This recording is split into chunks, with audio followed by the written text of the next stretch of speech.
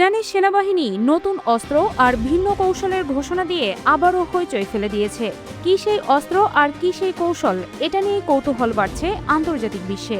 এদিকে বিশ্লেষকরা প্রশ্ন তুলেছেন, তাহলে কি বারবার হুমকি দিয়েও যুক্তরাষ্ট্র ইরান আক্রমণ থেকে পিছিয়ে আসছে কি এই ভয়েই?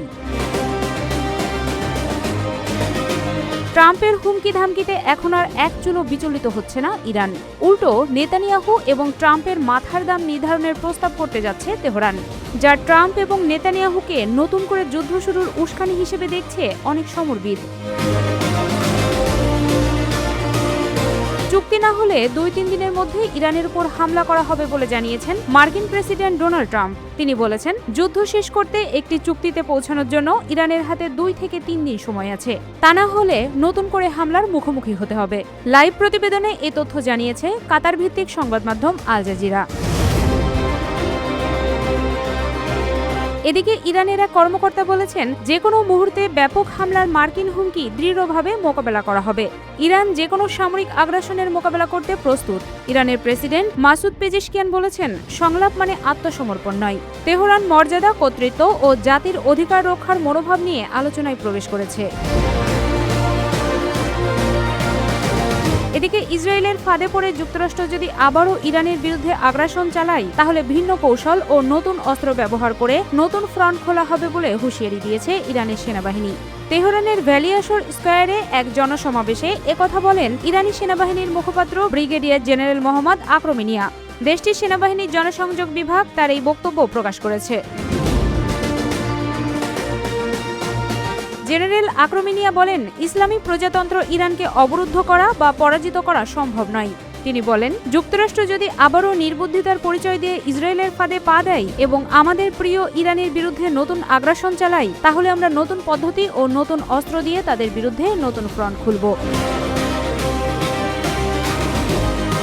তিনি আরও বলেন, যুদ্ধবিরতির সময়কেও আমরা যুদ্ধকালীন পরিস্থিতি হিসেবে বিবেচনা করছি এবং এই সময়কে সামরিক সক্ষমতা আরও শক্তিশালী করার সুযোগ হিসেবে ব্যবহার করা হচ্ছে।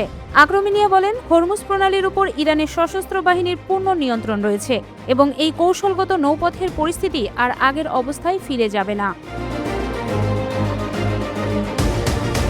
তার মতে শত্রুপক্ষের সামনে একমাত্র পথ হল ইরানি জাতির প্রতি সম্মান দেখানো এবং ইসলামী প্রজাতন্ত্র ইরানের বৈধ অধিকার মেনে নেওয়া।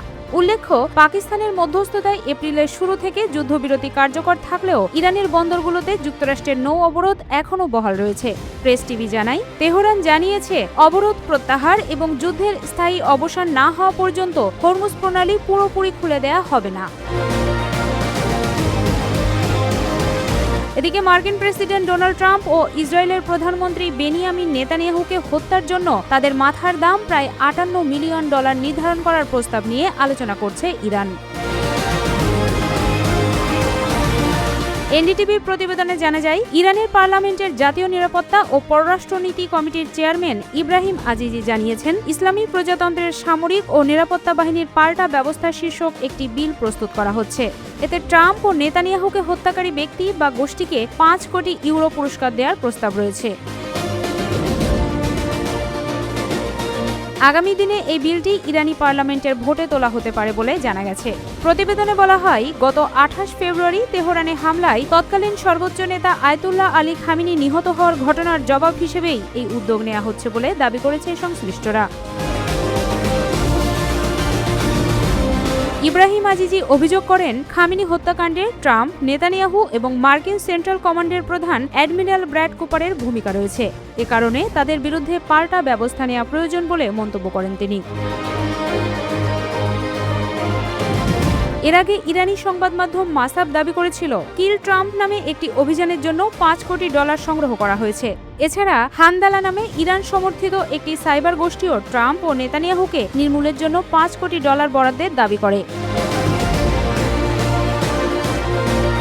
বিশ্লেষকদের মতে এ ধরনের প্রস্তাব যুক্তরাষ্ট্র, ইসরায়েল ও ইরানের মধ্যে চলমান উত্তেজনাকে আরও বাড়িয়ে তুলতে পারে।